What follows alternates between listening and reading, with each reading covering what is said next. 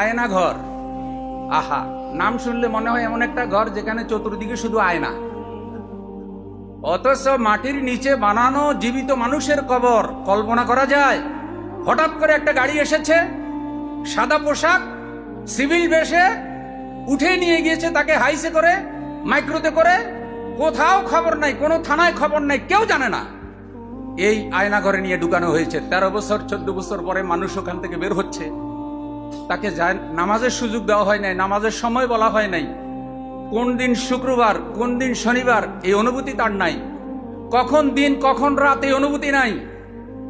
এই মানুষগুলো এই যে জুলুমের শিকার হলো, এই সরকারের প্রধানকে ফাঁসিতে ঝুলানোর জন্য শুধু কেবল আয়না ঘর যথেষ্ট। যেই অন্তর্বর্তীকালীন সরকারের কাছে আমরা কেমন বাংলাদেশ চাই, প্রত্যাশা করছি,